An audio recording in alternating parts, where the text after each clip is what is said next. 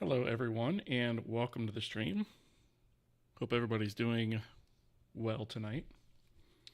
We're going to do a little bit something different tonight. We're not going to do so much coding. We're going to do a little bit more design tonight because this is going to directly affect some of the things that we need to do in code. So before we jump into that though, I do want to just take a quick second and thank the supporters of the channel, beginning with our elite partner, Javier Alazaran. That is the highest tier of subscription over on YouTube memberships and Patreon. Followed by our partners, Grabolis Inc. and Matt Oscard. That is the next tier of subscription there. Followed finally by our supporters, who are a mixture of the other tiers of support on YouTube membership, Patreon, as well as Twitch subscription. So thank you all very much for your support. It is greatly appreciated and is going to help me offset the costs of this project in multiple ways. In terms of, subscriptions and hosting fees and eventually assets, things like that, or paying people to make assets, things like that. So that is very much appreciated. And of course, I would not be here doing this project without each and every one of you viewers, whether you're here on the Twitch side or the YouTube side. Thank you guys very much for being here. Each one of you guys means a lot to me, and I appreciate you following along. Okay, so with all that said, like I said, tonight we're actually going to tackle a little bit of design stuff because I got thinking about it and I'm like, you know what? This is going to affect directly some of the state stuff that we were talking about before. Now, I know the last two streams we also were focusing on a little bit of a redo of the scene system, and I'm continuing in that offline. I don't want to make too many more stream episodes about that. I'm just going to kind of continue that on the side. And then once I get it finished, I'll go ahead and bring that back into the stream, and we can go over that. But I certainly don't want to spend too much stream time on that. So we're going to talk a little bit about items tonight, and there are a couple of different classifications of items. And I was starting to think of this right as we actually got. Let me close this. Right before I started the stream, rather. And so we're gonna have. Let's see. Let's rename this to. We'll call this normal items for now, or not normals. Normal items. Normal items. And then we'll add another one here, and we'll go ahead and rename this one to weapons, or maybe we should say equipable. Equipable items, right? Those are the two biggest types. There is a third kind of subtype that I'm going to have in here, and I don't know. I mean, I guess it kind of does make sense. It's going to be something that we call key items. And key items are like quest items and things like that, right? And so all of these are types of things that you can have in your inventory. Some of them have properties that others don't have, and so forth, right? So a normal item would be something that would just sit in your bags, right? That has a name, potentially a description, like a free text description. What it costs to buy that, I guess we should say vendor buy. Well, let's see. Let's do purchase cost. And then we'll do value, sell value, right? And so this one would be how much of whatever the currency is to actually purchase this from a vendor, if it's possible. And then the sell value here would be how much you can actually get for that, selling it to a vendor. And then, of course, we have the weight. And so that is, used to manage our inventory weight in total. We have a use effect, which is not necessarily going to be all items, but I figured we'll loop sort of regular items or normal items to include usable items. So there's that. And then there is probably unique count. And so unique count will mean how many of these things that you can actually carry at once. So there'll be certain things like legendary weapons, for example, or legendary items that you can only carry one of. Things of that nature. Singy, how's it going over there on the YouTube side? Good to see you. Thank you for the follow. This is Focus. I appreciate that. Welcome. And so this is kind of the, we may add some properties to this, right? But this is kind of the format that I'm thinking for that. And then for equipable items, obviously we'd have something very similar. So actually, we can actually copy a lot of this stuff. But then we're going to have some different properties as well. So there is no use effect for this, right? Instead, there is equip effect. And so equip effect might be something like maybe it gives you a buff by equipping it, right? It's not going to be something that affects stats directly. We're going to have a separate category for that. So this is going to be sort of like a bonus equip effect, right? And so the other thing that we are going to have is probably, I'm thinking, columns for each of the individual things that it can actually increase, right? So let's see, where was that in here? I think it was up this way a little bit in our document here. So our attributes, right? So strength, agility, mind, and vitality. So we'll do strength plus, right? Or strength effect, I guess.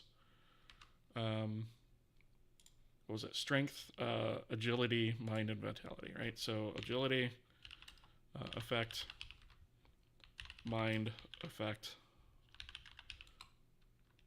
and vitality effect, right? And so a lot of these might be, a net zero, where it doesn't affect it at all. But some of these could, could directly affect things. One thing that I was thinking also is for equipable items, we also are actually going to need one other thing that we should probably put in here relatively soon. So we should probably do equip slot, right? So what equipment slot is it? We could also do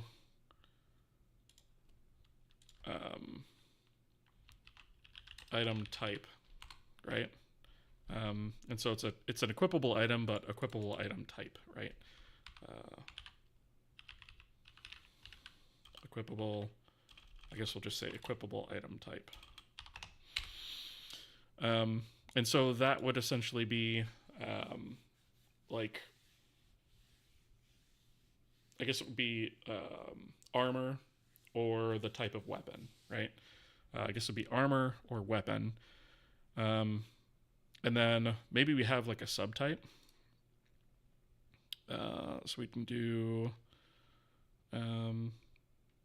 one. Why won't it do column to the right? Insert column. What? Okay. So we'll do equip. Oops. Equip subtype, I guess we'll call it, right, for now. And so that's going to be, if we have weapon, then that'll be sword. Or maybe it'll be, maybe we can call this equipment class, maybe? Maybe is a better term for that. So, yeah, because we could use that for a couple things. So if we have armor, for example, we could set the equipment class to cloth or chainmail or leather or whatever. Versus for a weapon, it would wind up being, sword, dagger, staff, whatever. Yeah, I think that makes sense. And then the actual slot is what equipment slot it goes into, right? Which we should probably define which of those we want to use. I thought we might have done that already, didn't we? We do have that range, student armor. Classifications. Yeah, see, I even use classifications here. Equipment slots. Yes, we did define it. Okay. All right. So we already have that.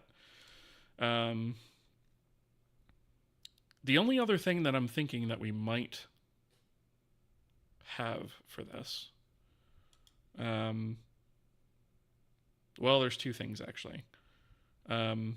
So there's maybe something that is a direct damage factor, right? For like DPS. So maybe we can say,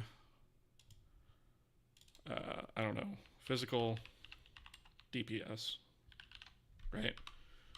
And then finally, enchantment. Now, items aren't going to come enchanted, typically by default. There might be some items that do, but that'll be exceedingly rare, right? Which actually, speaking of rare, we should probably also have, and this should probably be up here. Should probably put here. We'll put quality, right? So quality would be, junk or common or uncommon, rare, epic, legendary, that kind of thing. Spiro, good to see you, buddy. How are you doing?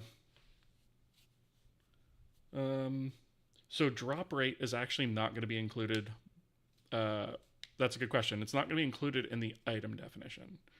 Drop rate would actually be included by within whatever you're fighting against that might drop that thing, right? Homing laser with a cool bloom effect. Yeah, I don't know about all that. Oh, Spiro's on both sides. Nice. Select star from normal items where weight is greater than 5. Order by sell value. Yeah, right. It's funny that you mentioned SQL in this because I'm actually considering actually making a database for this, like a mini little database within the gameplay system to actually handle items, because I think that's going to be kind of useful to have. Which actually brings me to another point. We are definitely going to need an ID, right? And we're actually going to need that on everything. We're going to need that here too. So we'll do ID. And then key items. I think, let me see, are we done with equipable items? I think we might be. So we have ID, name, description, purchase costs, sell value, weight, quality, equipment type, class, equipment slots. Effect is kind of a freestanding thing. There are some of these that we might actually wind up being a foreign key into another table, if you know what I mean. If you've used a database before, you'll know what I mean by that. Enchantment is probably going to be one of those things, right? So I suppose we could say enchantment ID, right? So if we start thinking about this like in terms of what the actual data is going to be, in terms of the actual representation of it in memory, we have ID, name, description, purchase cost, sell value, weight, use effect. So this is probably going to wind up being use effect ID, right? And then unique count. So things like this are actually going to be stored somewhere else. We're going to have probably a list of effects somewhere. And those effects will be a buff, a debuff, a heal, damage, etc., right?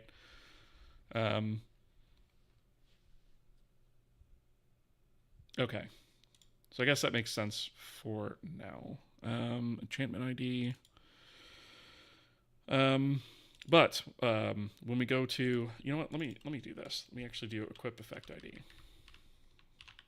When we go to actually set this up, right?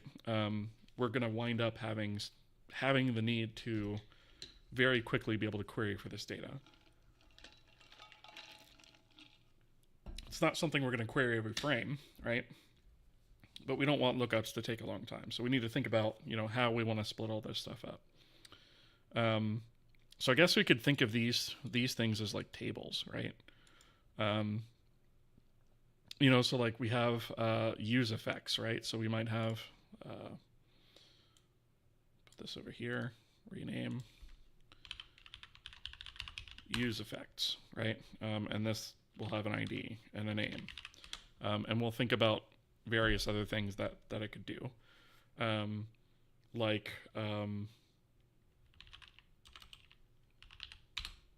Health. We could do, let's see, probably the easiest ones to affect right off the bat would be health, anima, and stamina. And those will be integers, right? So they'll be positive or negative effects, depending on what you do. And you could actually combine them, right? Obviously, we'll probably wind up adding way more IDs to this, or way more columns to this, right? We also need description here. Okay.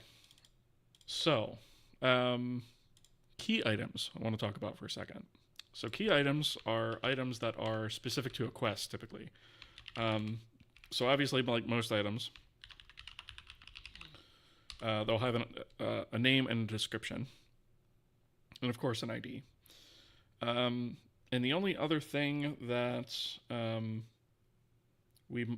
there's a couple things we might have. So if we think about like a quest item, for some types of quests, it's going to be an item that just sits in your inventory and you have to have that in there to complete the quest, right? Maybe it's something you had to pick up. Maybe it's something that you had to gather from something. Or maybe it's something that you had to use. I just thought of something else too. So we actually might have like a key item use effect ID. Right? These are also going to be associated with a quest, right? So we are also going to have a quest ID, which means we also need quests, right? So we're not going to go too deep into this one yet, but I just want to start kind of thinking about like what all this data might look like. So key item use effect ID, I think makes sense. And then we should also have charges, right? We could say charges, we could say use count, whatever it may be. That should probably also exist on usable items, right? So let's insert a column here, and we'll do charges. Okay. And so for an item that's used once, that number would be 1.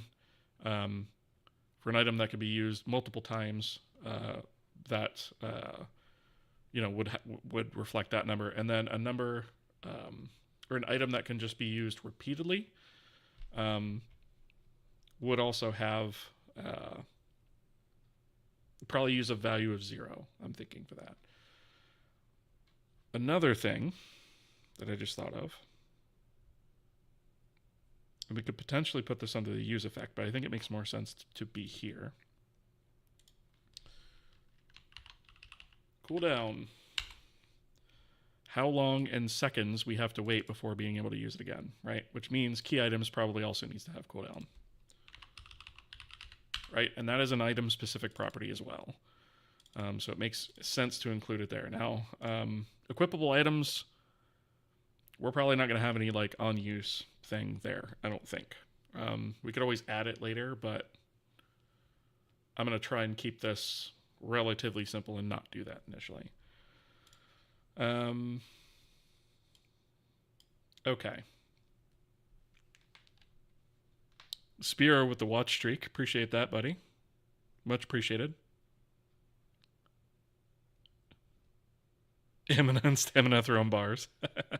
Yeah, you're not wrong. Um, you have a scripting language. No, I do not. The scripting language we're going to use is C. I'm going to write all of our gameplay code in C. Because I don't want the overhead or the vector for bugs that scripting languages cause. So we may wind up adding one to the engine at some point, but it's not something I would ever use. So at least for this first game, I'm not going to add it. SQLite is raw C, I think, may still be too heavy. They removed the build script TCL in December, but they have pure C builds, and you drop a header file now. So when we actually make this, we are going to make this from scratch, because that's kind of the theme of the channel, right? So we're going to explore writing a database that's specific for this game in Scratch. So it's not going to be the type of database that is sort of open purpose, right? It's going to be a very specifically tailored database that we're going to use. And I'm using the term database loosely here. We're not going to be like passing free text SQL queries to it and stuff, right? We're going to have known types, known tables, known formats of things, and we're going to set up query structures that you'll fill out, and you'll make specific queries into that database, with known types, right? So it's really ultimately just sort of a data store that we can pull from, and have the data set up in a data-oriented way where we can very quickly just pull only the data that we actually need. Hope that makes sense. Okay, so I guess we should probably start thinking about like what are some examples of some of these items that we could start filling out. So ID, I don't think right now I'm going to fill that out. Because probably more than likely we're going to wind up auto-generating that, right? But I want the column to be there so that we have reference to it. So everything that we do in terms of our inventory system, in terms of looting, in terms of equipping items and gaining all of those buffs and debuffs and all that stuff, everything that we do regarding that is all going to work through the IDs, right? We're going to pull all the information by ID. We're never going to query things by name. And the reason for that is because these things should really be display only, right? So when you actually, hover over something in your inventory, or maybe we select it, or I haven't completely decided how that UI is going to work yet. At that point, I could go ahead and say, okay, what's the name and description for this particular item? Shoot it on screen. But we'll never, we're going to make it so that we never are querying by any sort of string whatsoever. We always want to query by ID, and we'll have those IDs, linked in such a way where we don't ever have to worry about, pulling something by name, unless it's for like debug purposes. So I guess we could start talking about some items. So like we might have different potions, right? So we'll say maybe minor health potion, right? For example. And so this would actually have a use effect ID, right? And so for the use effects, I guess we are going to have to set up some IDs. So whenever you use well, I guess let's finish filling this out first, and then we'll come back to it. So I guess we'll say the purchase cost of one of these things will be like 15 of whatever the currency is, and the sell value will be like 5, right? I'm just kind of winging these numbers here. The weight should probably be something super small, like 0.1, because we want to carry a lot of them. Use effect ID will come back to. Charges will have 1, right? Oh, there's another property I missed. Thinking about it. Stack max, right? So stack max is basically for some types of inventory items, you don't want them to sort of take up a slot inside the bag or the list or however we decide to display it.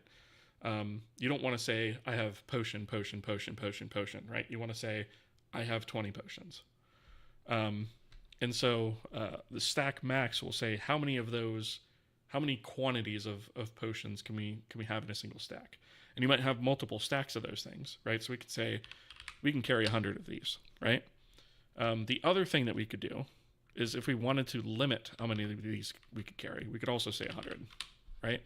So what this means is that we can have one stack of 100 or multiple stacks. We could split stacks, I guess. But the maximum amount that we can have in our inventory period is 100. And the cooldown is just going to be 1, right, for 1 second. I think that's probably okay. We may wind up increasing that.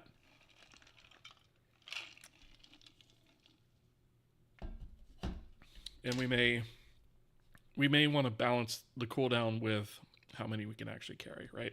But for now, we're just going to kind of leave it unlocked, and we can always change it after the fact. So the other thing that we need to consider is there are going to be situations where we want to be able to do sort of a find and replace or tokenization of certain data within a string, right? Oh man, I just thought of something else too. Localization. Because we need to localize this, right? Which means this is not going to actually work. We actually need to, oh boy, okay.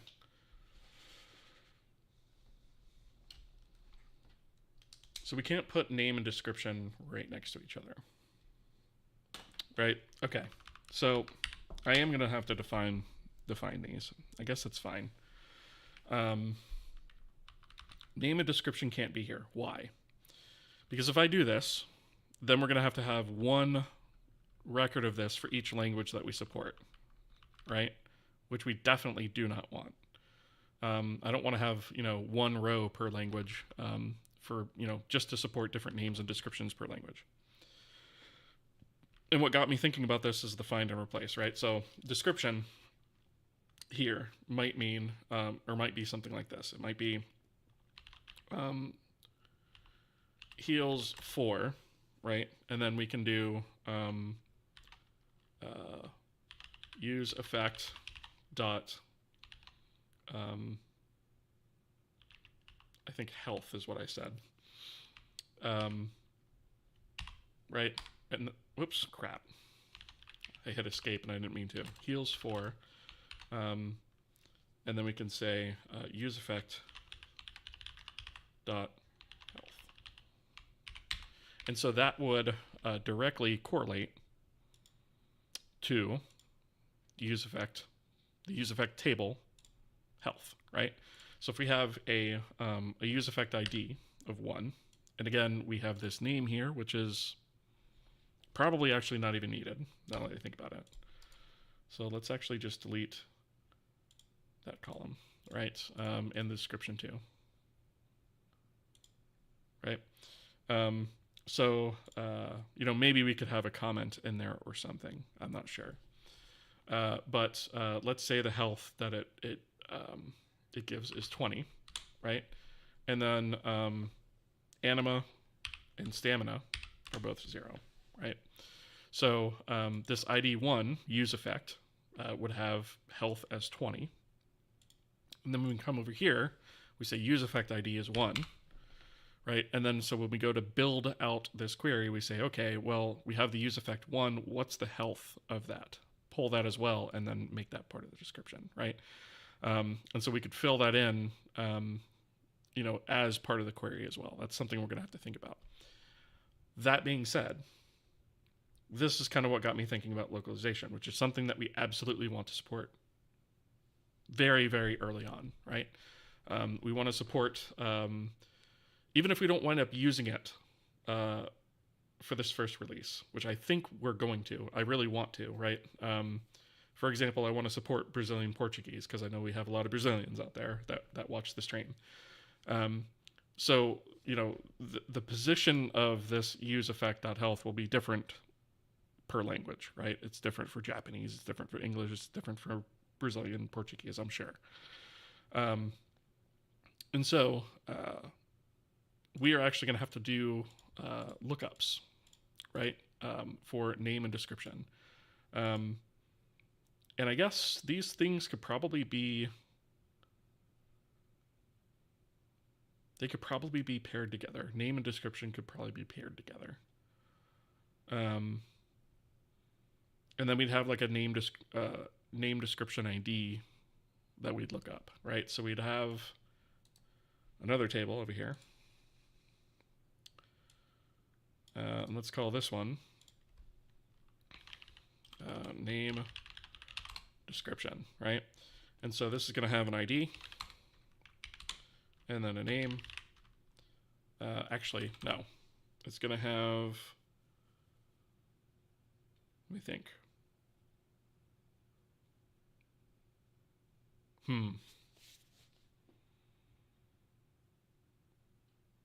We could do ID and language ID here, right?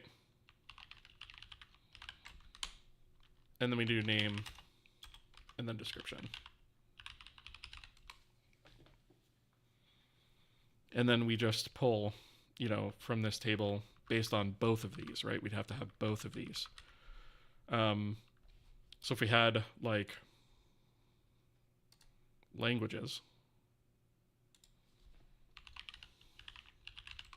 right? We might have ID, the name, and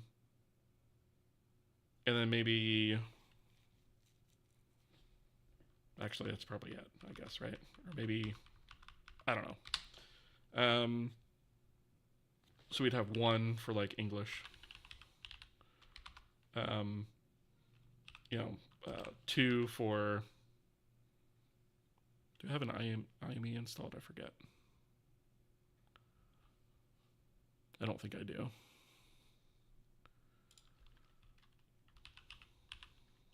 How do you say Portuguese in Portuguese?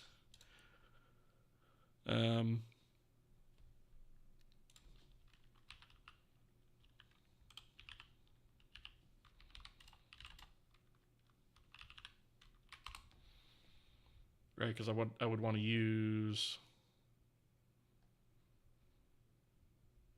I guess I could ask Google Translate, right? Should be fine for a single word.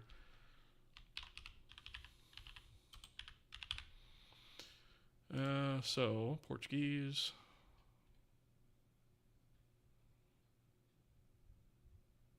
Where is it?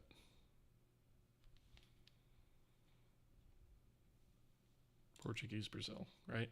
There it is. Right, so it's that, right? And then we'd have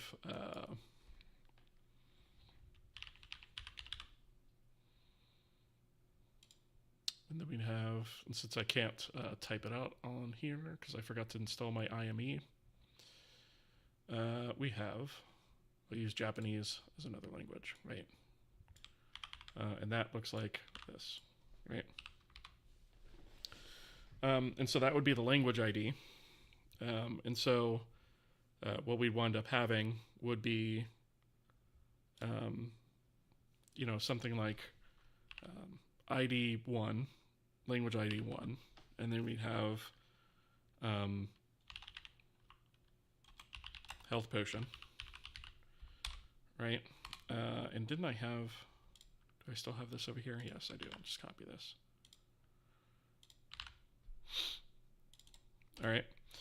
So we have that, but then we might also have the sort of Portuguese version of that, right? Which I'll just sort of make that example, right? So the item ID would still be 1, or the name ID would still be 1. The language ID in this case would be 2. And then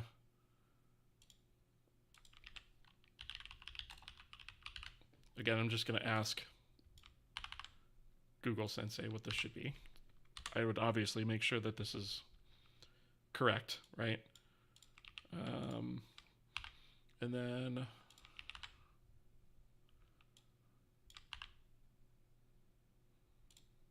that, right? Taman could probably tell me whether that's correct or not.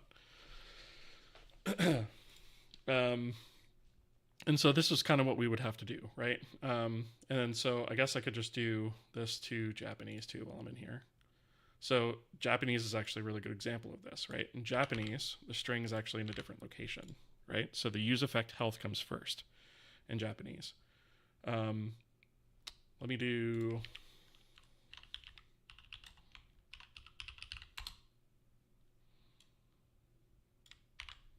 Kenko potion. Okay. So language ID would be 3. And item, I guess this would be name description ID, right? And so this is basically how we'd pull this, right? So we'd say name description ID is what we would reference here. So this would be name description ID, right? And that would be 1. And then this column would actually go away. And so whenever we would query for the name of that, we would just go, okay, I need this, and then whatever language ID we currently have set globally. And so, we would have that, and then we would be able to say, okay, what's the name information for this? So that's basically what I'm thinking in terms of how that's all going to hook together. Diamond, good to see you. William Fanesca, Portuguese. Did I put that correct? I think I did. Yeah, it looks like what I have. Okay. How's the game looking? Are you going to use like a SQLite DB or something? Nope. We are going to do it the hard way and roll our own, because that's how we do on this channel. But we're going to make a bespoke database, right? So it's going to have known types. It's going to be we don't need something that's super generic, right? We know what our types are going to be. This database is only going to be used for this game. We're not going to put it in the engine. We're going to write it as part of our game code, right? Because it's very specific to our game. Casey streamed today. Yeah, I watched part of that stream actually. So yeah, this is kind of what I'm thinking, right? Like it'll be a relational database, right, with tables and all that stuff, but all of the structures are going to be well known. The query structures that you send in to actually select this stuff is going to be well known. And that way we don't ever have to have something that's super generic, because super generic tends to kind of slow things down a little bit too, right? So Mystic Druid Art, thank you for the follow. Appreciate that. All right. So this will cover us on localization, right? Because we'll be able to write our query based on that. So the way that I'm envisioning that this would work is when we go to load up in items information for display purposes, we would grab this record, and then we would say, okay, we have the name description ID of 1. We would combine that with the locally or the globally set language that we currently have, so English, Portuguese, Japanese, whatever. And then we would head over to the name description table and grab the record that matches both of those things, right?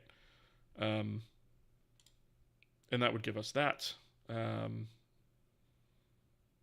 And then use effect ID, I don't know. We might put some text out there for that. I don't really know if that's going to be needed or not. Probably will be. Or I suppose we could include that as part of the description, right? Or maybe we have a use description. that's probably the better way to do it, actually. Now that I think about it. And actually, instead of having name description, we can make this a little bit more generic so that we don't wind up with tons of tables all over the place. Instead of name and description, we will just have value, right? And this will be, we'll rename this to strings, right? And so what we'll actually wind up having is, I'm just going to duplicate these rows. I think it's going to be the easiest way to do this. So what we'll wind up having is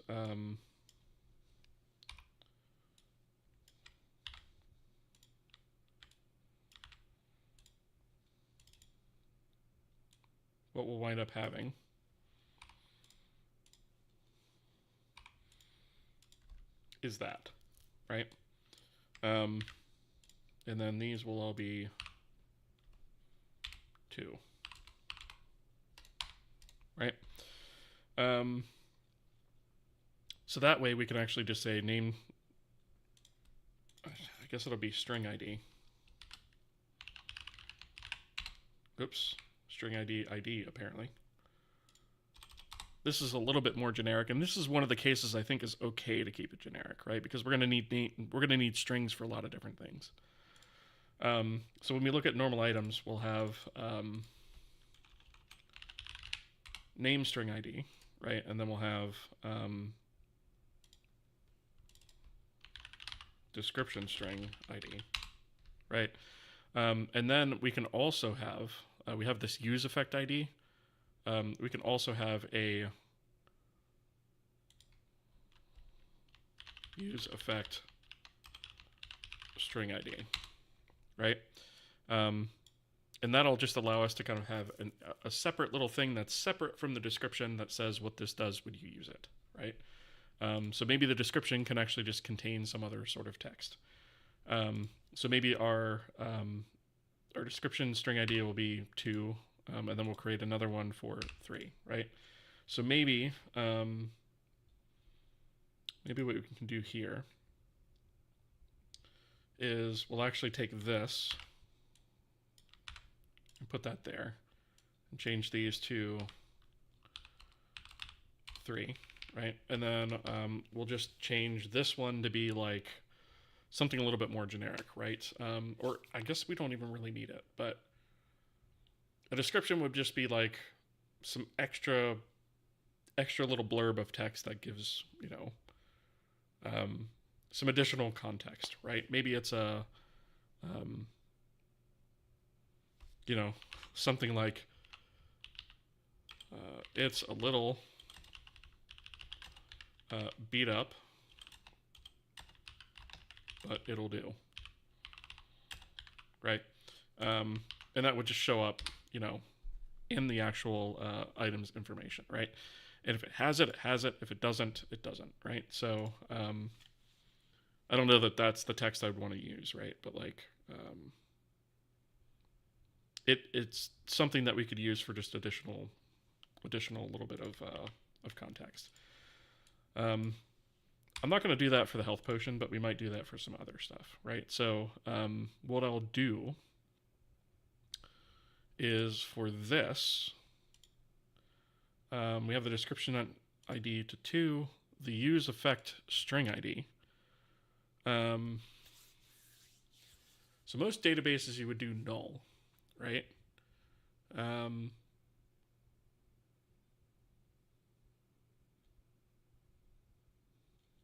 trying to determine if I want to do, I think what we're going to do is instead of having null, right? Because that introduces a lot of extra complexity and things that we're going to have to check, right? Let's just keep this simple. Use integers only that aren't nullable or any of that kind of stuff. And we'll just say -1, right? So -1 is null.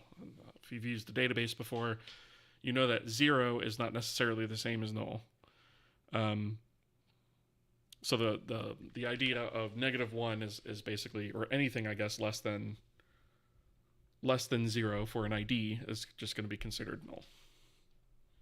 Flavor text, yeah, that's a good way of putting it. Yeah.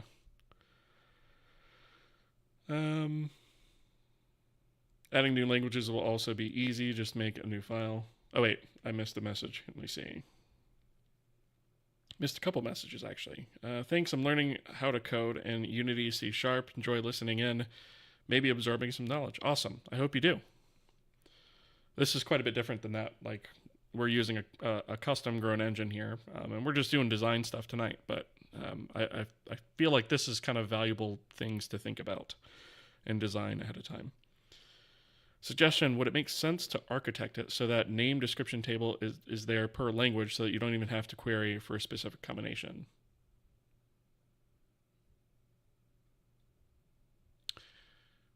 So you're saying you would have a copy of the, essentially a copy of this, what's now the strings table per language?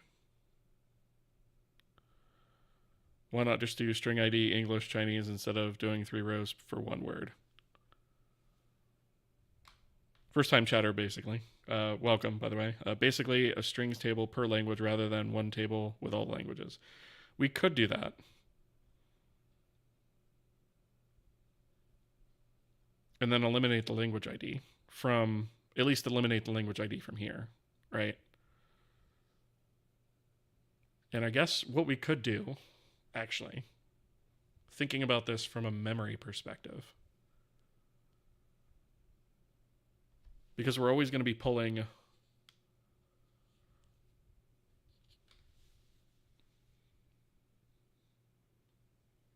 we could have an array of tables where the index of that, what table you're looking at, in this case, is the language ID, which means I'd probably want to zero base the language ID, which is fine. So we could do that, right? So we could just have this, right? And then we have, I think this is what you're suggesting. Insert run bar above. So we have 1 for English. And then, oops. I'm using Vim key bindings to try and navigate this, and it's not working out too well. So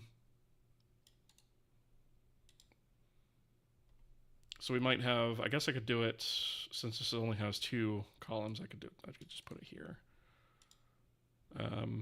Sure, yeah. So we'd have like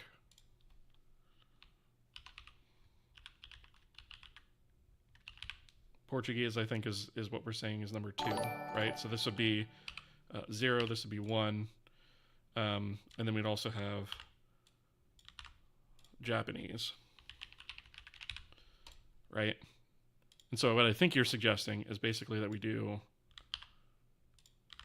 this. Am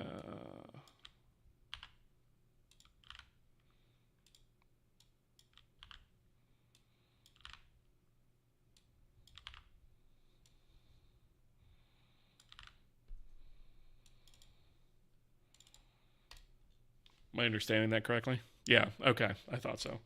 Yeah, so I guess that does make more sense, right, from a memory perspective.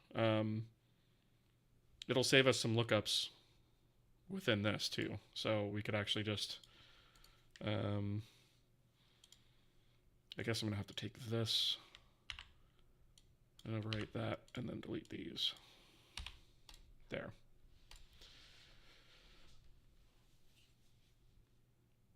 I think that makes sense. Oh, and this will be 2. So I need to put a note in here as to how that works, so that when I go to code it, I understand what the heck I was thinking. So strings table will actually be an array of tables in memory indexed by language ID. So I guess I could just even do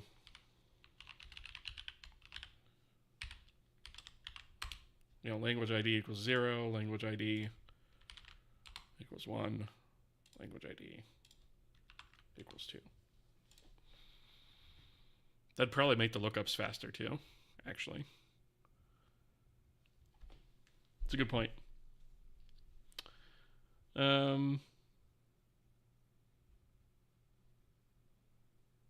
Or just load the table when you change language in the settings. Yeah, I mean, that's another way to do it, right? But we'd still need to have some sort of representation for that somewhere. Because its representation in memory will be that way, but I also have to represent it in some sort of serializable format that we can write to disk. That's going to eventually be read-only, but...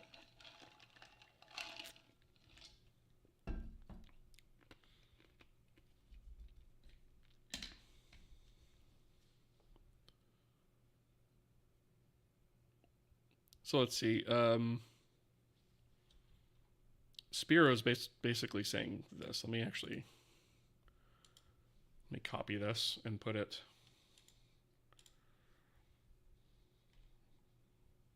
here so that we can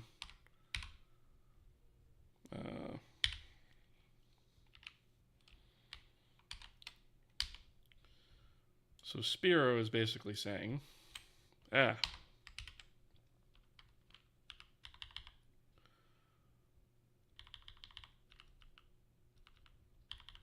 so he's saying U32 dialog ID 1234, and my data 1234 is this in English, and then this in Greek. Yeah, so this is actually kind of something that I'm thinking about doing. I'm going to be doing something similar to this, not exactly this, but what I'm going to come up with is similar to it. Especially when we start designing things like text quest and stuff like that. But yeah, essentially what I'm thinking is, we'll have string IDs, this is going to hold string IDs for all kinds of things, right? So this will hold string IDs not only for items, but for like text quest and things like that, right? And then we'll also have tokens in here, which the thing selecting this will actually know what to do with, right? So in this case, when we're actually parsing the item information, the query is going to look at this and say, hey, we have this replace token in here. Replace this with the actual value from that was also queried along with the item data, and that'll probably vary from system to system, right? But I think the system itself will know how to actually handle that. It's memory efficient, also makes translators' lives much easier. Yeah, so probably what I'm going to wind up doing is when I go to send this off to translators, it's probably going to be something like either a really basic INI file that just has, ID, comma, and then the text that I then read and import into the database, or it might be a JSON file or something like that. I haven't really decided yet. But we're not going to have the translators like having to worry about our database, right? I'm basically just going to send them essentially, here's an ID, and then here is a string of text, and then here is, sort of the context that text is used in, some free text description that goes along with it. I think that should be enough. We'll see.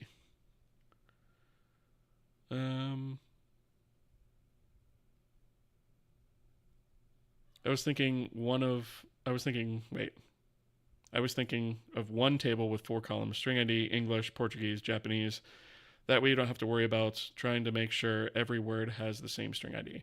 So the problem with that is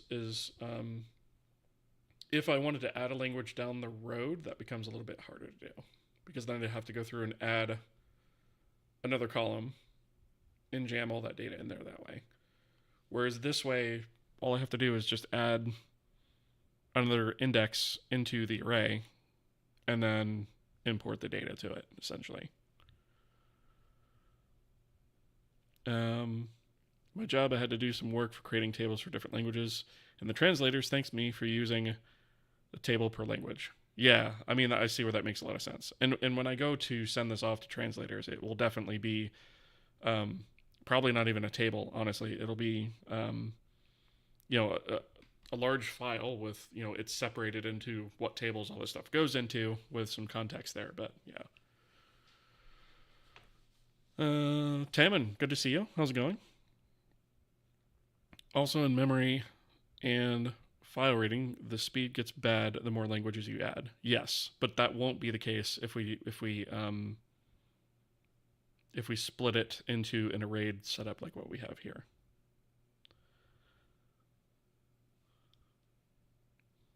I don't know what you mean, Tammin. I mean, I guess I could, ask the old translator, right?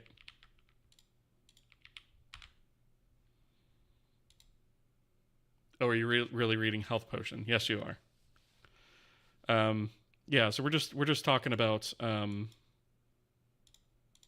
we're going to localize strings and stuff like that, because that directly goes hand in hand with our database here.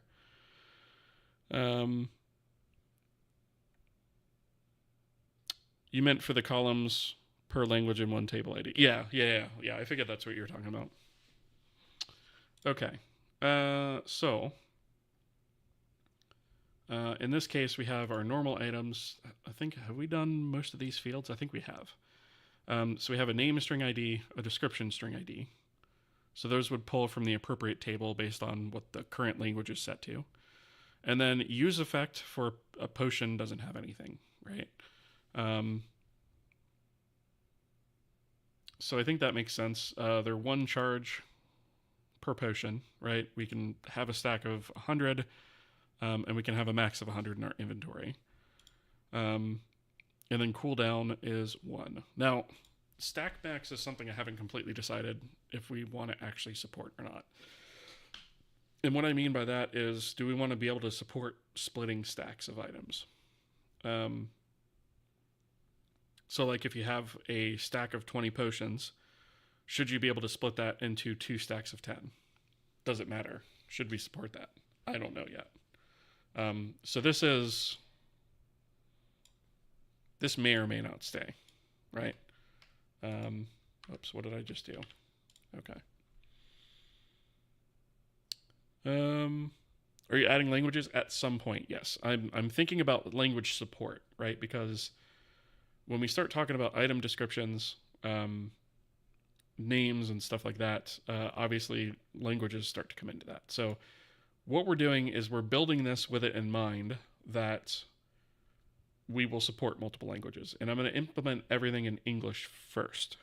And then once we get further down the road, once we have a lot of this stuff feature complete, then I will go back and get some of the other languages added. But what I don't want to do is like make it really ad hoc and just kind of be like having to hit up my translators all the time. Is like, here's 2 more items, here's 3 more items, I don't want to do that. So let's see. By the way, here's a small tangent. As a small tangent, here's the table schema for a Path of Exile item, if you want some ideas. Okay, I'll take a look at that, actually. Thank you for the follow, by the way. Okay, so let's just move this over here.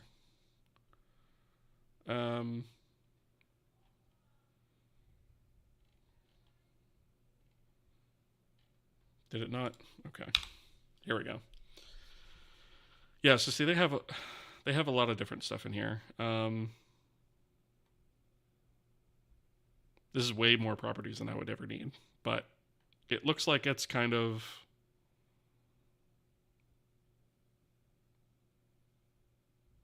requirements. Oh, that's interesting. So, there are some things that we could probably add to this later on. Holy crap, we don't need this many properties, though. Yeah, we're not going to be doing anything this crazy.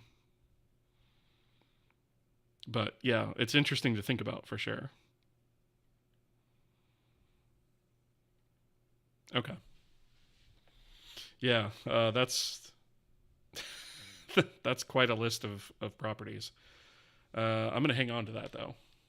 Thank you for that, because that is interesting to think about for sure. You just kept scrolling. Yeah, I saw how long I should say how small the scroll bar was, and I was like, okay.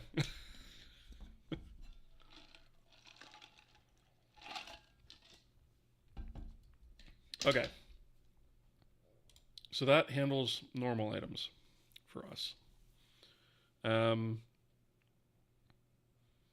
I think that's going to cover most of what we have, right? I want to talk about equipable items. Um, so let me do. Let's insert a couple rows here. Um, I guess a couple more, because I want sort of like a legend. That's probably enough. All right, so we were talking about equipment item type, right? So equipment item types, right? And this is just going to be kind of for a reference. So equipment item types is basically going to be whether it's a weapon or whether it's armor, right?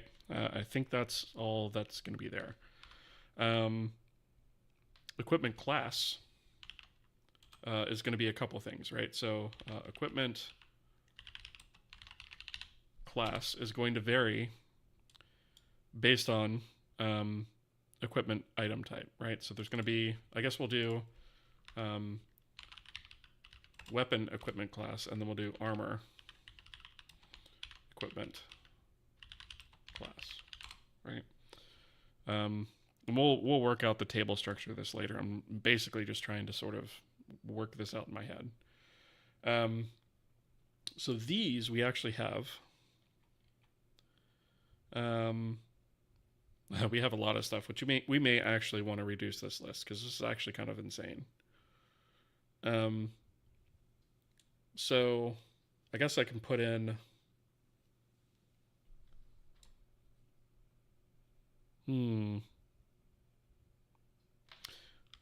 We can put these in.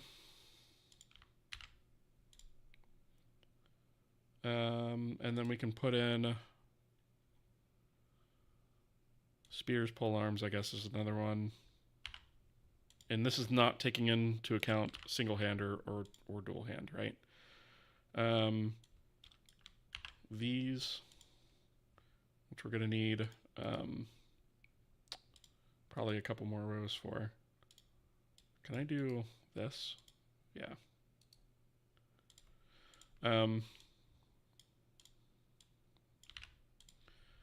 So that, and then let's see, a scepter. Did we have that before? I don't know if I'm gonna vary that from a sword or not. Probably there's just these two, right? And then a staff.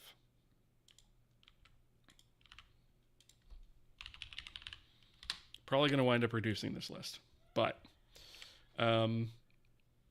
essentially,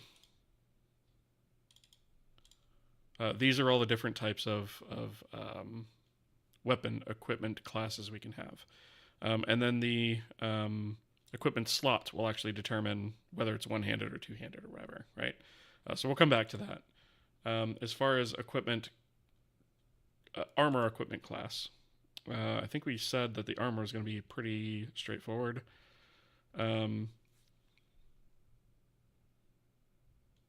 So armor equipment class is basically going to be cloth, leather, mail, or plate, right? So cloth, leather, mail, or plate, right? And obviously none is you don't have anything equipped. And then we have um,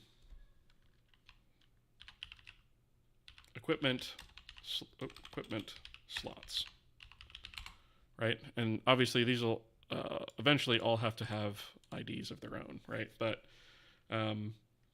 so we have all of these, which I'll have to cut out some of the text here, but we can paste these in here for now. So head / helmet, chest, leggings, hands, boots, main hand, offhand, and trinket, right? So main hand and offhand is what I kind of want to talk about, right? So we're actually going to say main hand is its own thing, right? So the main hand is going to be main hand. Oops. Main hand is going to be for one-hand weapons, right? Offhand is going to be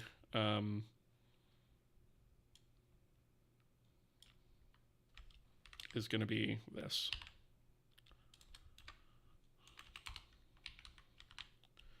right? One-hand weapon or shield, right?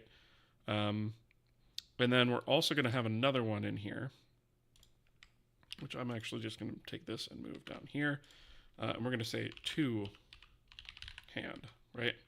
And this occupies both main and off hand. And the reason that we specify this one differently is because it'll make it very easy to see where these all can be directly equipped. So main hand can only be equipped to, let's say, the left. Offhand can only be equipped to the right. And then two hand technically would show up in the main hand slot, and then you can't equip anything in the offhand is the idea there. And then trinket, right? So I think that was what I needed. Let me see. They integrated AI into Sheets. Yeah, they did. It's kind of annoying. Pierre, first time chatter, welcome. Thank you so much for the Prime, by the way. I really appreciate that. I just saw that. Thank you for the Prime sub. I really appreciate the support there. I'm from Brazil and would like to thank you for your videos. Much success to you. Awesome. Another Brazilian joins our ranks. Tam in there is also from Brazil, as well as a few others. But yeah, welcome, and I very much appreciate the support. Thank you. No, this isn't an MMO, but look into how WoW's item is structured. Every single item found in the game has the same schema. It kind of gets a bit crazy, but after a bit, you kind of get it. Basically, the main thing is that every item has a class and a subclass. The class is the one that determines what kind of item it is. Weapon, armor, trade good, quest, etc. Subclass would be different depending on the class. That makes sense. And we might wind up moving towards something like that, but I feel like equipable items have a whole lot of other properties associated with them that aren't present on like normal items or key items, which is why I separated them. Because it is tempting to kind of have like a generic item, right? But what I don't want to do is like have tons of extra fields that are just empty and not used in our database tables. So I have to figure out a good balance between the two. Do you plan on making the armor visible on the character? I haven't decided yet, because that comes with a lot of challenges, right? There's a lot, you have to make a lot of assets to make that happen. It is a lot of work. Weapon is easy, but rigging armor is a lot of work. Yeah, so what I'm thinking, if I were to do that, it would either be, well, okay, so weapon, yes, weapon will show. So, weapon, including offhands and maybe even trinkets will show. Or not trinkets, two-hand, offhand, and main hand will show. Other than that, I don't know about the rest of them because the thing is, you either, at a minimum, right, there's a couple ways you could do this. So you either have to have multiple sets of geometry that are rigged with every character that you have. and then turn those pieces of geometry on or off depending on what you have currently equipped. I think that's the way WoW does it, right? So their character rig, at least this is a way that used to work a long time ago. I don't know if it still works that way. I assume it does. They essentially have meshes that are included with the main mesh, right? The naked mesh, and then they have like the boots have slightly different geometry, and there's different types of geometry. There's a dozen or so different types of boots, and all of that geometry is included with the same model, and they just toggle that on or off. And they do that, and then they also set the material with that. And so they do that for things like boots. Let me see. It's boots, pants. I think it's bracers, chest piece, and maybe belt. I can't remember. But then there's other items like shoulder pads that are equipped kind of like items where they're just kind of mounted on the character, right?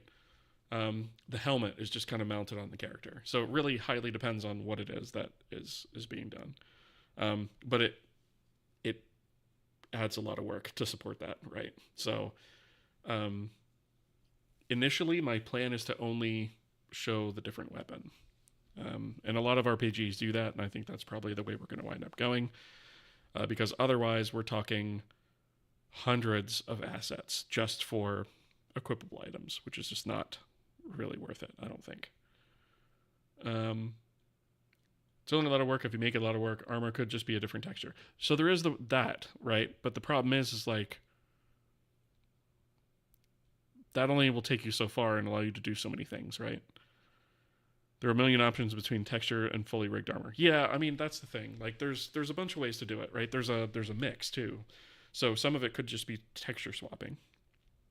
But even in WoW, actually, it's not always just texture swapping, right? Sometimes the legs show, sometimes they're wearing a robe, and only the feet show. Sometimes there's a robe, but you can also see the legs, right? So yeah, it gets complicated quick.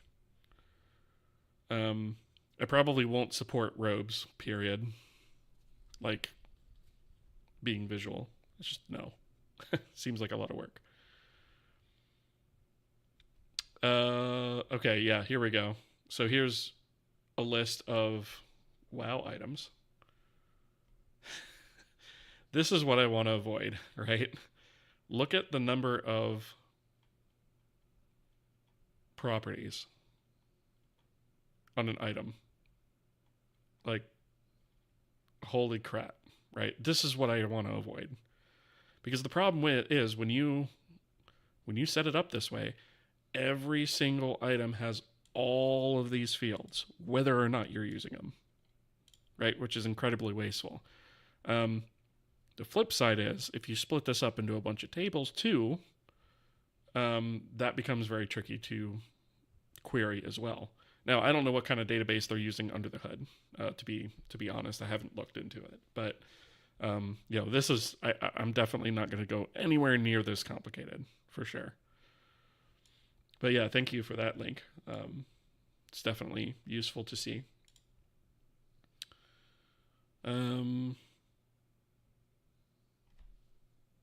Oh, you can see the subclasses in the underneath table. I missed that. Let me pull this back for a second. Let's see. Yeah, here we go. Yep, subclasses. Generic, money, obsolete, permanent, obsolete. Yeah, so, I mean, this is a way to do it, I guess, right? So weapon, gem, armor, reagent, and then under here. So they have class ID, subclass ID, which, yeah, I guess that makes sense. And then, so all of these would be class ID 0, right? Which would be consumable. So, I mean, this doesn't not make sense, right? Although I would have split. Well, I guess the subclass name doesn't really matter. Maybe it does, though. I think they do display this in the UI. So this would have to be localized as well. So yeah, this is like all the different types of bags, all the different types of... Oh, okay, I see. So they actually put a different subclass for one-handed versus two-handed. That's another way of doing it. Yeah. It's not wrong.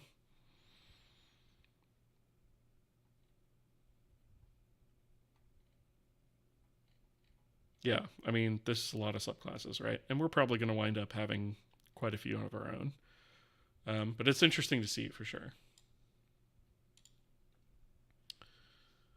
Let's see. I just circumvented all that by making all my items tattoos on the character, so it's all just textures for me. That's pretty smart, actually.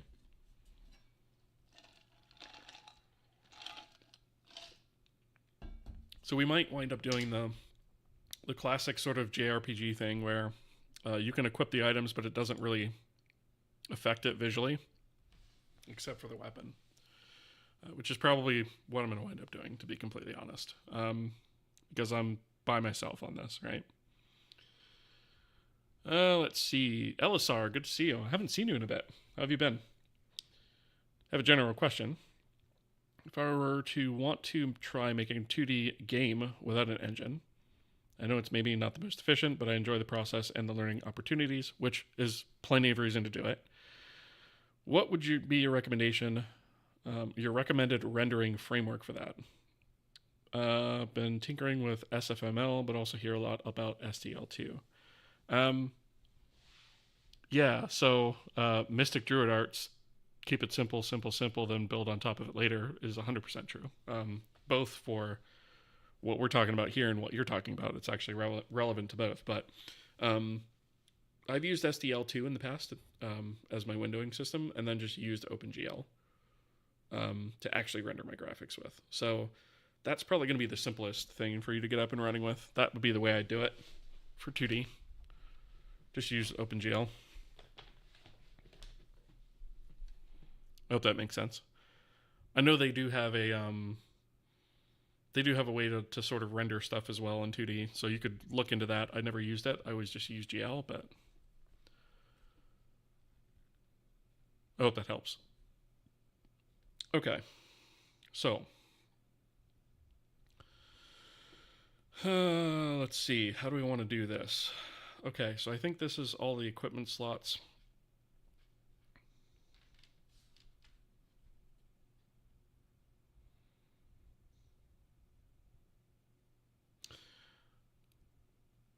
So there's benefits and drawbacks to doing it this way, right? If we just think about the data. Something like...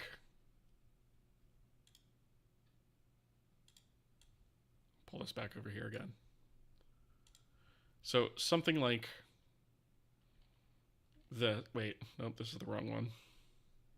I meant to pull this one back over here. Okay. Something like this, right? You basically wind up with two integers that you have to use to get the data that you need. Whereas something like this is going to be 1, 2, 3, 4. But it'll make each of the individual tables themselves smaller, I guess. Now we could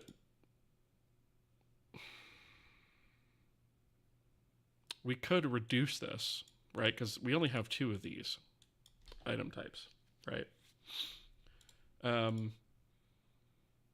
We could just roll this into weapon equipment class, right? And then say, you know, a sword, like all of these things are sort of one set of classes, and then this is another. And then from there have sort of the... Well, I don't know if that... Because this is kind of the subclass that they're talking about, right? So really, actually, this is not 4ins now that I think about it. Like, these two would be in the same listing, right? So you'd actually have... You would actually wind up with something that looks like...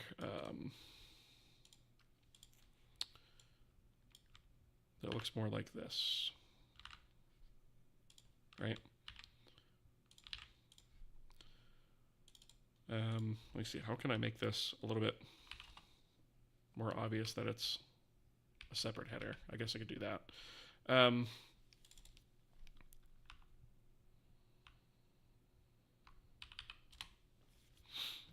Right, so we'd have, you know, weapons on the top, and then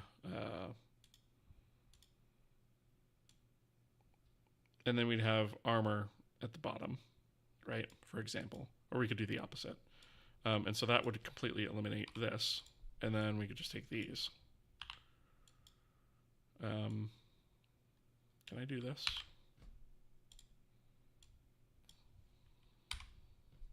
There.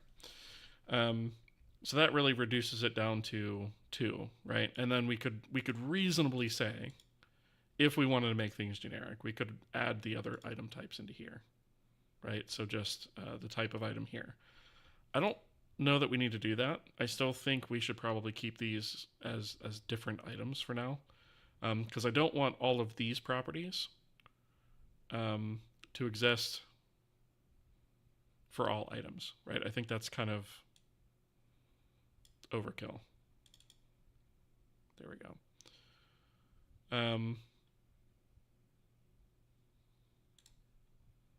So I guess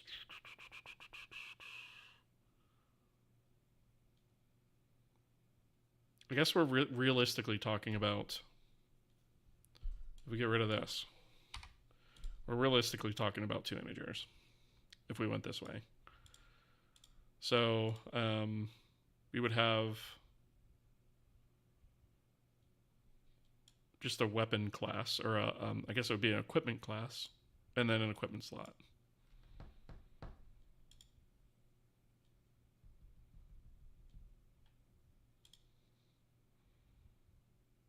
So that would essentially eliminate this column.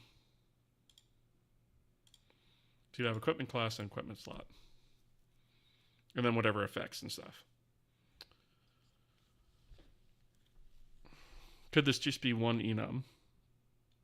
Probably all still fit in 8 bits. Probably. I mean, this could be for sure. But I think I do want the separation between this and this, I think. Right, because we can have a cloth piece of armor, a cloth piece of head armor, right, or a cloth piece of chest armor, or a mail piece of head armor, right, or helmet, whatever. So we can mix and match these and these. And I think I think we need to keep that. Because one thing I don't want to do is take all of these possibilities and roll them into one enum here and have just one gigantic thing for like each type of this with each type of this in here. I think that's going to get messy. But I feel like this makes sense.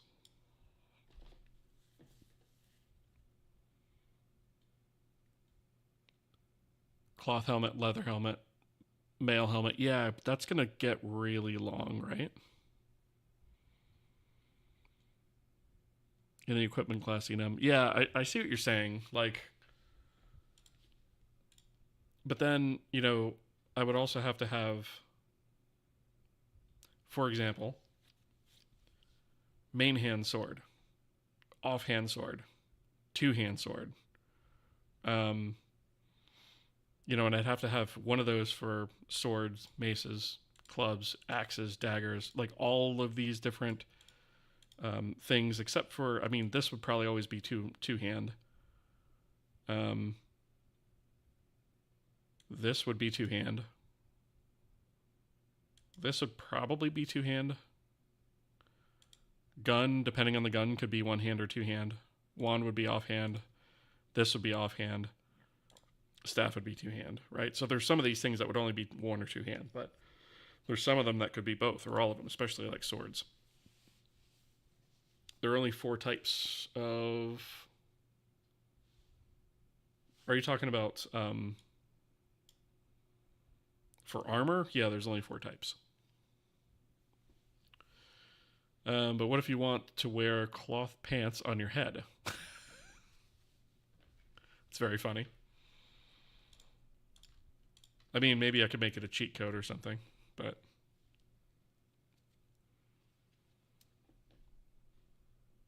I don't know. You could definitely fit it with some bit manipulation, but it's only better for network transfer. Yeah, and that's the thing. Like, I also don't want it to be complicated to use, and I feel like when I'm making a query, right, or I'm trying to figure out the type, like I don't necessarily.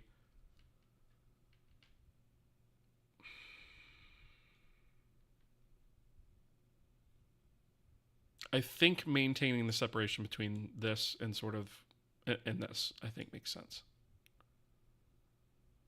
I think I'm going to stick with this for now. We can always redesign it if we get down the road and say, you know what, this is too cumbersome, but I don't think it's going to be. And besides, we're not talking like a huge amount of storage here, anyways, right? We're still, at the end of the day, going to be dealing with integer IDs, right? Which is going to map to an enumeration, but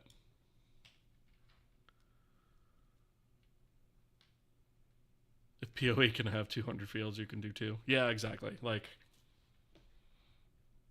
I think keeping these separate is going to be the way to go for now. All right, so let's work this out. Okay, so name and description are no longer here. So I'm going to actually have to take all of these and move them over.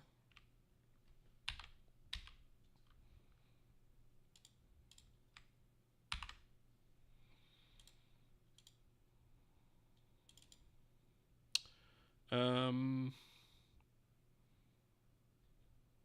trying to remember, is there a way? I think you could just do this. Yeah, it does work here. Okay, I was going to say, I know that worked in Excel. I didn't know if Sheets had it. All right, so I can shrink this.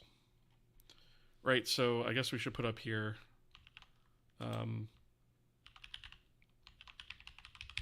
item quality, right? Which technically is actually not even specific to this, so actually I probably shouldn't put it here. This should probably be like its own thing.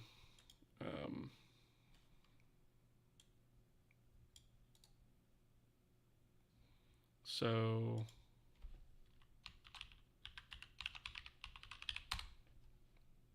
item quality is going to be a thing, right? So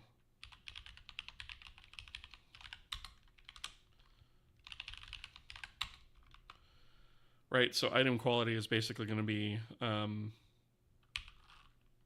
guess we should probably be zero basing these things, not one basing them.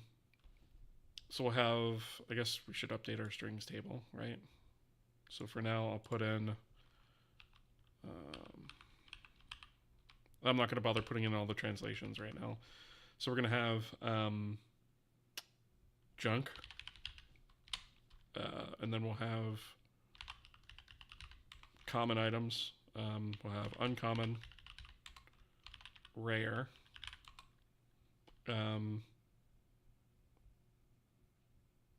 epic, I guess, and legendary. I think that's the classification WoW uses, and it seems to work pretty well. So let's see, we have 3 through 8, right? So item quality is going to be 3, 4, 5, 6, 7, 8, right? So this is just a table to sort of link these together, right? So when we create a equipable item here, the quality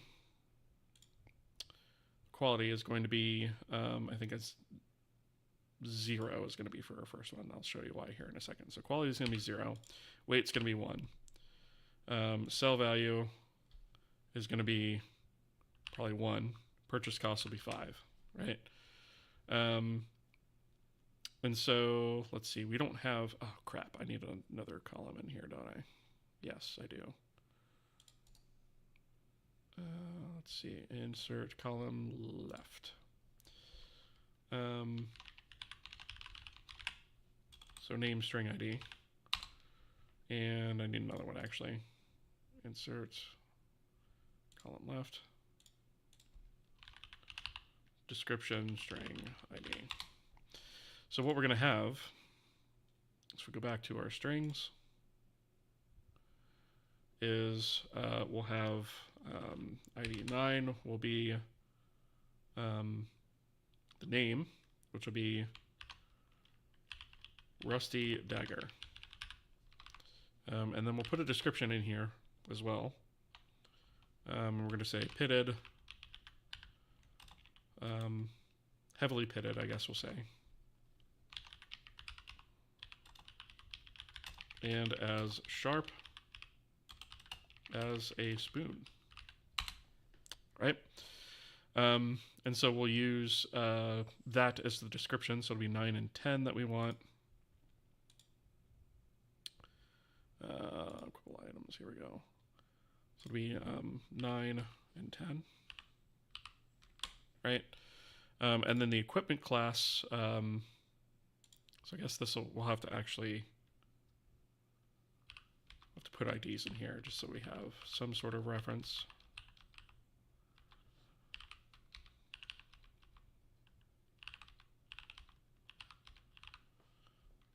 Right. So equipment class in this case is going to be a dagger, so it's going to be 4. And then the equipment slots, shoot, we have to move this back over again. Let's move it over there. So again, we'll just put that. So this is going to be a main hand, right? So we'll go with 5 on that one. And then equip effect ID is going to be -1. We're not going to have an effect on it. Unique counts is going to be -1 because we can have as many of them in our inventory as we want. And so the strength effect is going to be 0. No effect on agility, no effect on mind, no effect on vitality. Physical DPS we'll say is like 2. And then no enchantment ID, right? So this is what the Rusty Dagger will look like in terms of you know, how that item is going to be laid out. I think this is going to be everything that we need. We might also want, I'm actually thinking instead of physical DPS, we should probably have like a damage and then speed.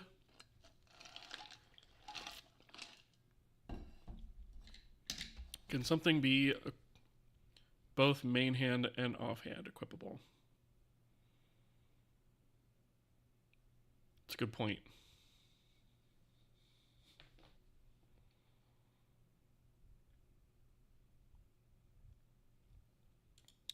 That is a good point, right? Because these two technically could be additive. So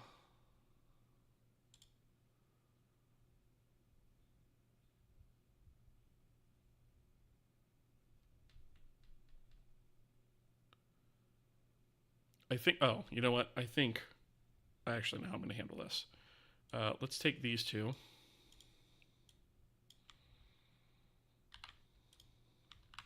Move them down. Oh, I didn't mean to move them down twice. Let's put it here. Let's do this as number 7, and we're going to say one hand. So this means one hand, but can be either main or off hand equipped. Right, so it's a different classification on its own. Oops. That's the way we'll solve that. So offhand has to be specifically in the offhand, main hand has to be specifically in the main hand. One hand can be either. I think that's probably the way to go about it. For going with one hand and two hand, that's it, but that depends on the game. So we're going to have shields too, right? So a shield would be an example of something that would be in the offhand. But then you should be able to, for example, should you be able to equip 2 shields? No, I think shield is going to be offhand only. I think that's the way that's going to work, right? So if you wanted to, so we'll set the Rusty Dagger actually to use, we'll tell it to use 7 instead of 5, right? So if you wanted to, you could dual wield them, right? Because they're one hand, you could equip one in each if you have them. But like do we actually even have a shield in here? I don't think we actually put one. Nope, we didn't. Let's see. Sure, I'll put it here.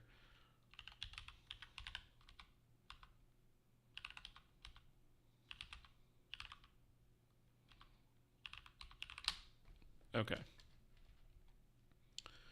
That makes sense, I think. Yes. Okay. So instead of physical DPS, because I'm thinking like physical DPS is actually should be a calculated value. This should be. Let's do column to the left. We'll do damage and then attack speed, right? And obviously we're gonna have to do lots of balancing on this, but damage maybe we'll say is 2 and attack speed is 1. So that'll be 1 attack per second, essentially. Or maybe we calculate this out, right? But like whatever this is, like this is going to be our DPS, right? So if we just start for now saying it's going to do 2 damage every time we attack, right? That's 2 DPS. If this is 1, then it's 1 DPS, right? If attack speed is then 2 and damage is 1, then that means you're going to be able to attack twice a second with it. Or should that be inverse, I wonder? Should a lower speed be better or a higher speed be better?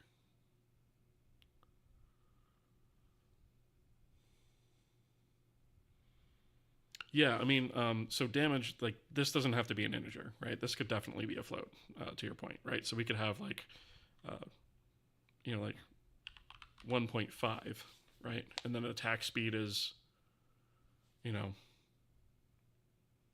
think attack speed should be, like, in seconds, I think, is how we should do that. So if attack speed is 1, then that means you attack once per second. If attack speed is 2, then that means there's 2 seconds between attacks. So a higher attack speed is bad. Lower attack speed is better, I think. Yeah, lower is better. Yeah, I think that makes sense. Right, attack speed is usually attacks per second. Yeah, that makes sense. Yeah. I haven't written one of these systems from scratch before, so I'm having to think about it kind of as I go. Higher speed usually equals lower damage per hit. Well, I guess... Right, but like you could have a huge pole arm or something that has an attack speed of like 5, right? But its damage is maybe 20. So it's 5 seconds in between swings, but it does a lot of damage or something, right? Attack speed usually refers to attacks per second. Reverse one is usually called cooldown. True. Should we say attack? Maybe cooldown does make more sense. Because then it's not like nebulous, right? Let me change this back to 1.5. And maybe you say cooldown.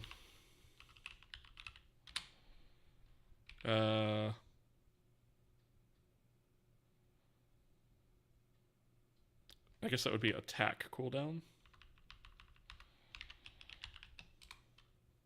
I think is what I'm going to call it, just to make it explicit. Because we might wind up having some sort of special ability attached to it eventually as well. Which might have its own cooldown. So like, if I say its cooldown is 2, then that means it's 2 seconds in between attacks. which is horribly slow for Dagger. That should probably be like 0.8 or something.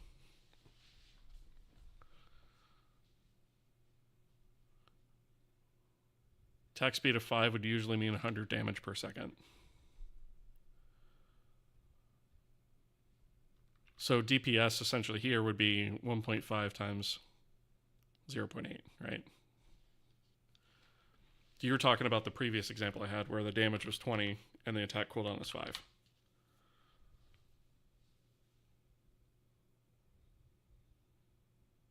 Divided.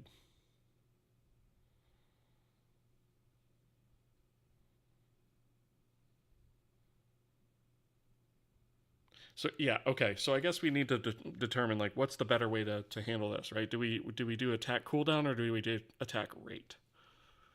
Because those are vastly different, right? If we do attack rate, then this is a multiplication.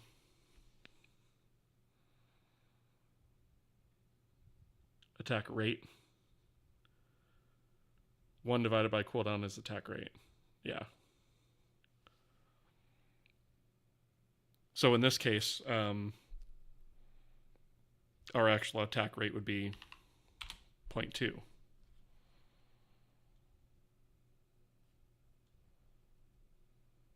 Cooldown is more general, thus can be applied to more things. I mean, I guess, like, internally, it probably doesn't matter as much how we store it. I'm just trying to think of what is the simpler calculation when we go to actually use it. And I guess, really, we can invert or do whatever we need to do when we go to calculate it, because we're not going to be calculating it that much, but...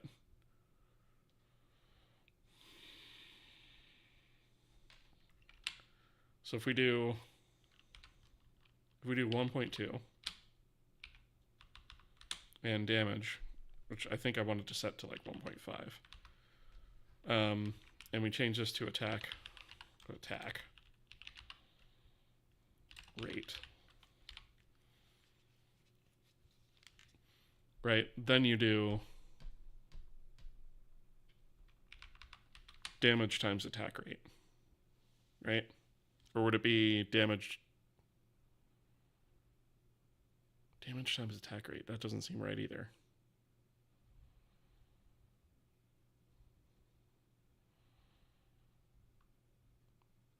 I guess it is, though, when you think about it, right? So this would be 1.5 times 1.2, and that would be your DPS.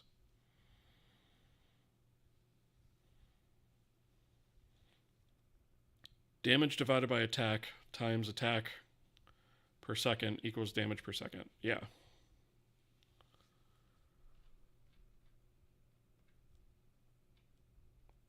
Yeah, I'm going to write that down because I'm going to forget it later.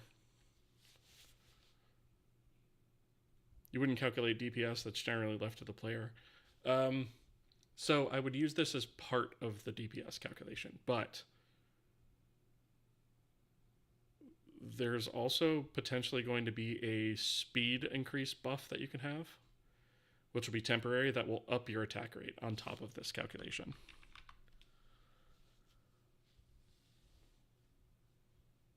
In this case, the damage would be 1.5 times 1.2 equals 1.8 damage per second. Yeah, that's kind of what I was thinking.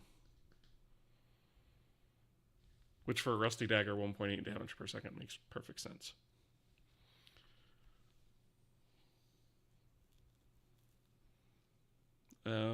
There are games that rate their weapons by DPS. Yeah, so like, I know WoW shows that. I think it shows it in your character stats, though, and it takes your character stats into account.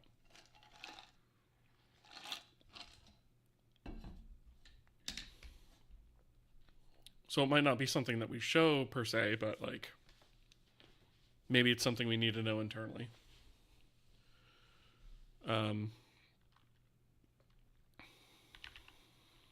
So damage times attack rate equals DPS.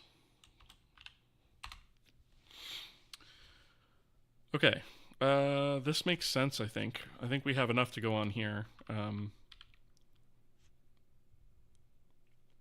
Right, so if we went, if we wanted to create a piece of armor, for example, like let's say we wanted to create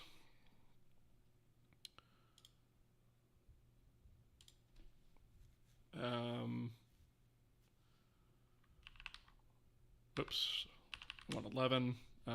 We'll say that we want a torn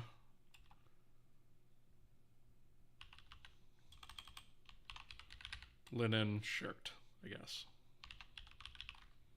Right? We can even put on here has almost as much material missing as is present. Right? And so 11 and 12 is what we'd use here. So 11, 12. Purchase cost of this would again be 5. Sell value would again be 1. Weight would probably also be, I suppose we could say like 0.5, right? Quality is going to be junk. Equipment class, in this case, is going to be 13. And then equipment slot is going to be chest, so that's going to be 1. And then it's not going to have an equipment effect, a unique count. It's not going to affect any of the stats, right? And it's definitely not going to have damage or attack rate, right? And then no enchantment. So thinking about this, one thing we're also definitely going to need is, like, once we have this database set up, we are going to need an editor for this. Because I'll be damned if I'm going to enter all this stuff by hand into code, right? Or in a file by hand. We're going to need something that writes out to a database file that we can then read in the engine. So we're definitely going to need that. So that should be interesting to write. And I don't know if I'll use the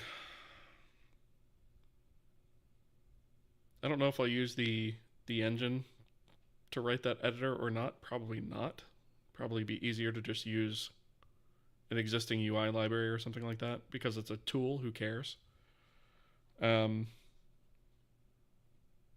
it's a tool that we're only using for this game, so I may take a shortcut on that one. But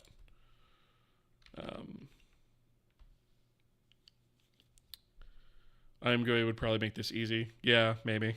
Yeah. We'll see.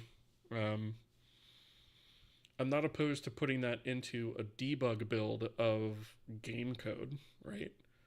Something that I can strip out for release. Outriders is another one that shows DPS as one of the main weapon attributes, as opposed to, or along with the division. Okay. The items in Path of Exile show damage range. They have a bottom and upper roll to damage and attacks per second. So I feel like WoW does that too, right? Do they?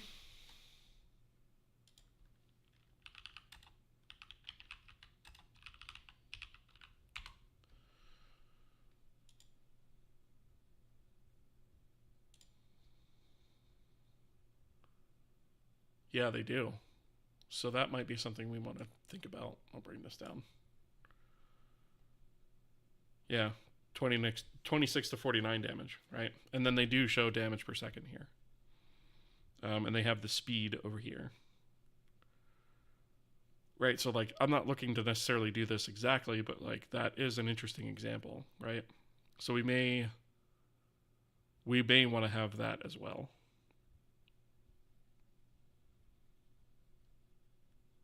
Yeah, that's actually a really good point. So attack rate would be the same, but what we really need to do is insert another column. So we'll say min damage and max damage. And then a crit would essentially be whatever the roll is between that range times 2 is what I'm thinking. We haven't talked about crits yet, and crits aren't actually. I don't think crits are going to be part of a weapon effect, although maybe it could be. So if we say the min damage, let's say the max damage here is 1.5, and the min damage is, I don't know, 0.8, right? So you could hit from anywhere from 0.8 to 1.5 damage. Maybe that doesn't make sense, right? Maybe these need to be whole numbers. Maybe it should be like 1 to 3 damage, right? And then the attack rate is what is a decimal.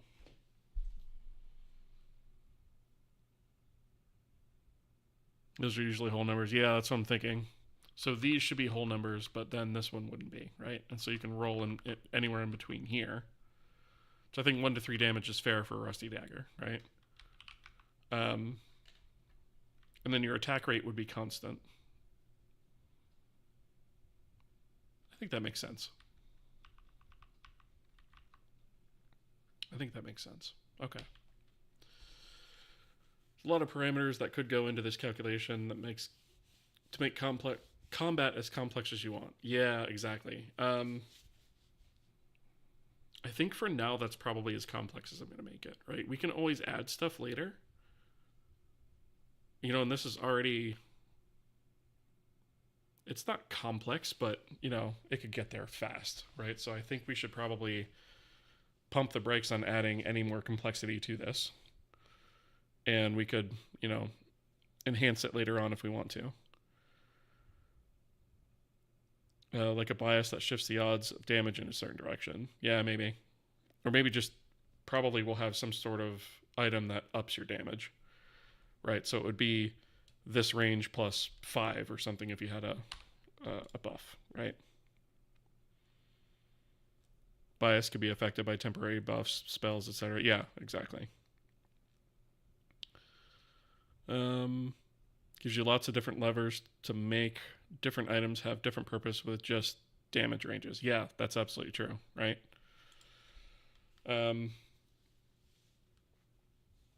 Okay.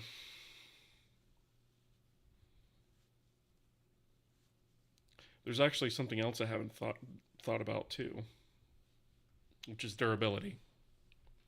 I'm gonna think about whether I want durability or not. I mean, it is kind of a money sink, right? But bringing up Path of Exile again, it has a concept of lucky. If you get in the lucky buff, you roll the damage in the range twice and pick the highest. Unlucky debuff rolls twice and picks the lower one. I've never liked the luck aspect, right? Or the luck. What do you call it? What do we call this? Attribute, I guess, or stat. I've never been huge on that. As long as things can't be permanently broken, durability is okay. Yeah, I wouldn't do permanently broken. Definitely not. It's not an attribute, just a buff you can gain. Okay, I mean, yeah, we could potentially add that later on. If you add durability, it opens up opportunity to crafting. Yeah, I mean, I feel like we probably should have it, right? So I guess we could do... Right. Well, I guess actually durability wouldn't be stored here.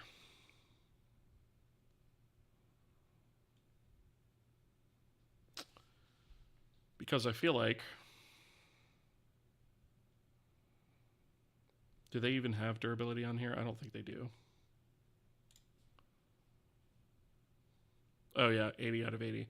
So they use like per item durability. I'm almost thinking like maybe durability should just be 0 to 100 for everything. I don't know. Because then we have to figure out how fast durability falls off too.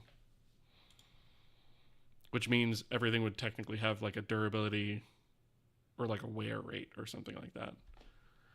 Durability is only annoying if it becomes a chore that you have to do every 15 minutes. I agree with that.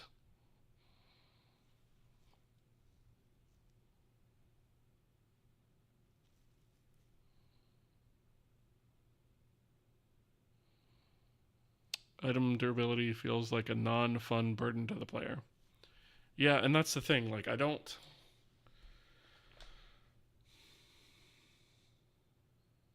I wouldn't want durability to become an issue like where you can't even make it through a dungeon without having to repair your stuff. Like, that's just not. You should be able to run like 2 or 3 dungeons without having to repair your gear, I would think.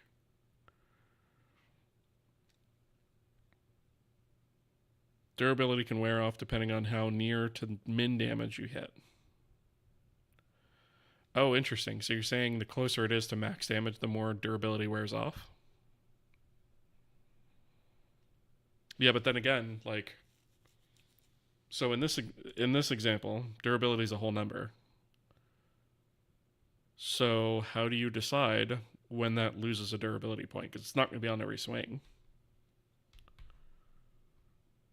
right? Do you only lose durability when you swing and do a lot of damage? Opposite?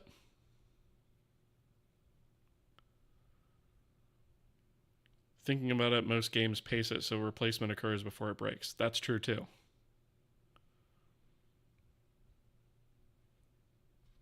If you hit min damage, you lose 3 points. Only when you actually roll a minimum on that then.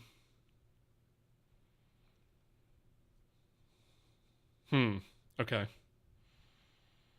If you hit max damage, you don't. If you want durability, I think a proper way would be max durability to item data and then have a multiplier on player or item buffs, debuffs.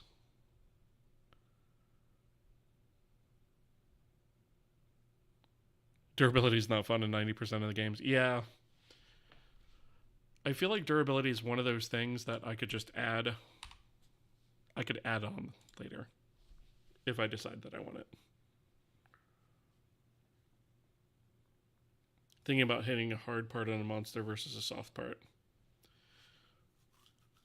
The way that I was thinking about it was like if you do more damage, that means you got a really hard hit in, right? Which would technically damage the weapon more. But yeah. And then for armor, it would be the harder you get hit, the more durability wears off. But I still feel like, I don't know, it feels kind of poopy. I don't know if I'm going to do it. Because it gets annoying to have to fix your gear sometimes. So I don't know how I feel about it. I'm on the table about it. How long until map design streams? I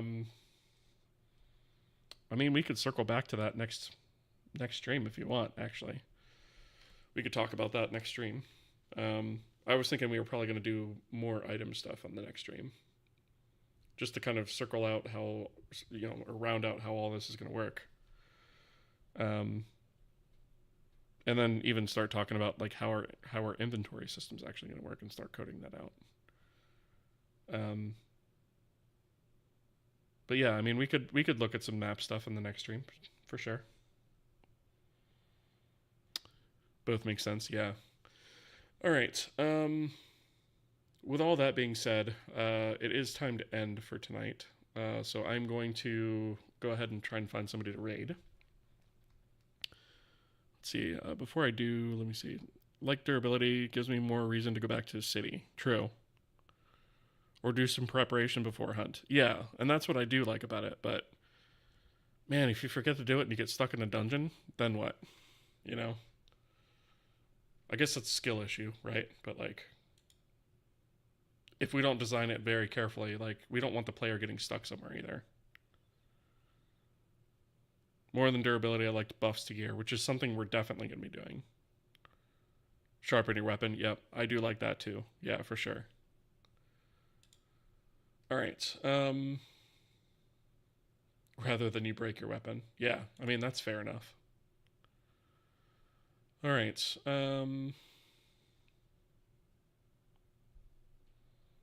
Let me find somebody to raid.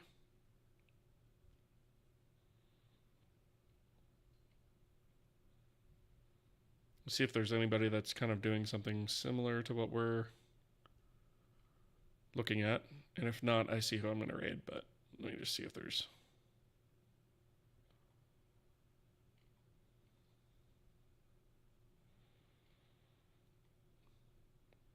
Give me a moment just to find.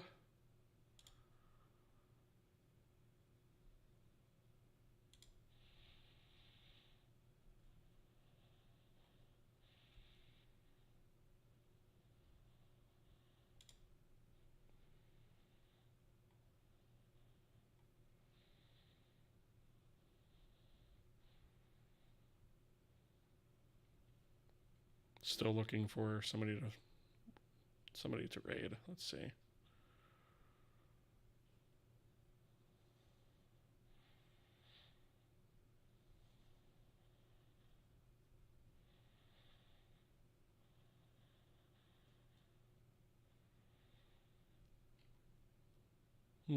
Okay.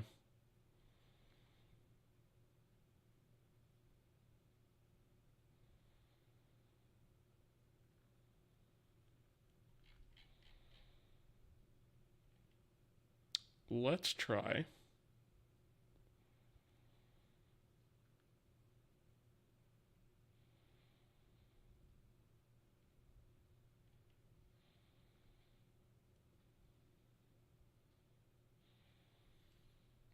Actually, what is this person doing?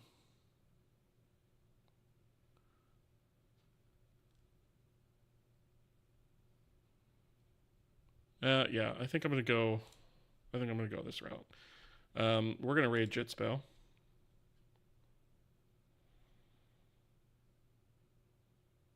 If the button will work. There we go. We're gonna raid Jitspo. Yeah, thank you guys so much for being here. I appreciate you guys, and if you haven't already, I would greatly appreciate a follow, either on the YouTube side or the Twitch side, or both if you so desire. That helps me grow the channel, and I really appreciate them. So, with that said, thank you guys so much for being here, and I will see you guys in the next one. See ya.